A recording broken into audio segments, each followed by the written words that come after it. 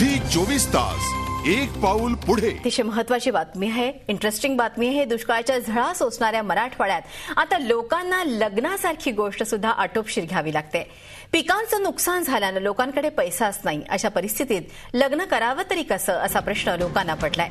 सिल्लोड तालुक्यातील उंडण गावचे रहिवासी असलेले जगन पाटील यांनी या प्रश्नावर तोडगा काढलाय. दुष्काळी परिस्थितीत थाटामाटात लग्न नको म्हणत त्यांनी आपल्या मुलाचं लग्न अवघे 200 रुपयात पार पाडलं. नवरदेवाला जुनेच कपडे, नवरीची साडीही जुनीच, अंतरपाटासाठी घरातलाच रुमाल, गळ्यात घालण्यासाठी प्लास्टिकचे हार आणि चहापानाचा खर्च, बस इतकाच काय तो लग्नाचा खर्च. आणि नवरदेव अजित पाटील आणि नवरी रीना घराटे यांनी सुद्धा आनंदात या लग्न सोहळ्याला होकार दिला. या लग्नाची गोष्टही तशी निराळीच. अजित आणि रीनाची ओळख फेसबुकच्या माध्यमातून झाली. मुलगी मुंबईच्या उल्हासनगरची आहे. तिथे ती खासगी नोकरी करते. त्यातून या दोघांची ओळख वाढली आणि दोघांनी लग्नाचा निर्णय घेतला. मुलीच्या घरचे लोक अजितच्या घरच्यांसोबत बोलण्यास आले आणि तिथेच कुठलाही खर्चाविना लग्नाचा बार उडवण्याचा निर्णय झाला. आणि अखेर दुष्काळानं घेरलेल्या या गावात अवघं 200 रुपयात हे लग्न पार पडलं. आणि उंडण गावच्या या तरुणानं दुष्काळग्रस्तांसाठी एक नवा आदर्श निर्माण केला.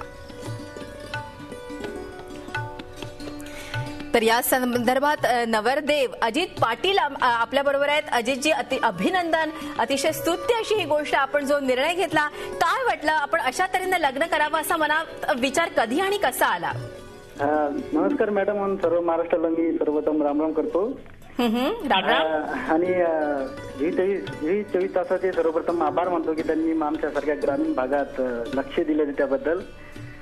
आणि मॅडम, आमची ओळख ही फेसबुकवर झाली रीनाची माझी. आणि तिचीच रिक्वेस्ट मला आलेली होती. आणि ते काय असतं, ग्रामीण भागामध्ये नेटवर्क एवढं नेट वापरण्याचं काम आम्हाला पडत नाही. पण अनायासाने त्यांची माझी ओळख झाल्यानंतर मला कळालं की नंतर ती माझ्या नात्यात, दूरच्या नात्यातलीच निघाली.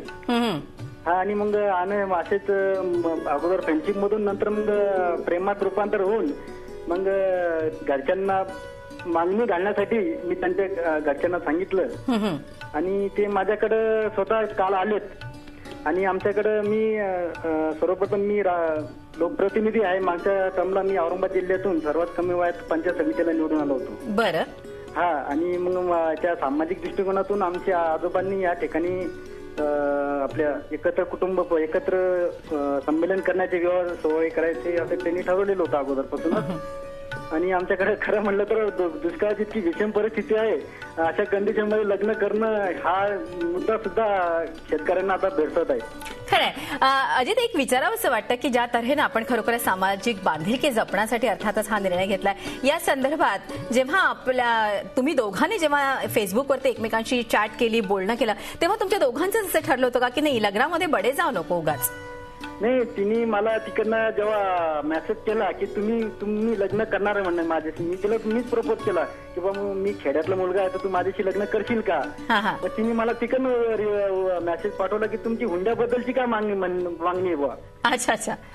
हुंडा आहे, तुमची हुंड्याशी काय मत आहे? मी म्हटलं मी सामाजिक कार्यात काम करतो, पदवीधर युवक म्हणलं. मी नोकरी जॉबही केला पुण्याला टाटे कोचिंग क्लासेस मध्ये सुरुवातीला.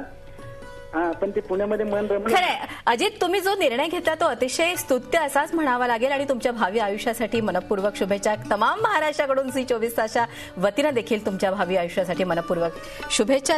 नवरदेव जे होते ते अजित आपल्या बरोबर होते आणि कशा तऱ्हेनं त्यांचं लग्न जुळलं. आणि त्याच्यानंतर 200 रुपयात, आपल्याला माहितीये दुष्काळी परिस्थिती आहे, उगाच लग्नाचा बडेजाव, लग्नाचा थाट नको. लग्न ही दोन मनं जुळण्याची प्रक्रिया आहे, यामध्ये पैशांची गोष्ट कुठे आली? आणि अतिशय सुंदर असा त्यांनी निर्णय घेतला आणि केवळ 200 रुपयात आपलं हे लग्न आटोपतं घेतलं. झी 24 तास एक पाऊल पुढे.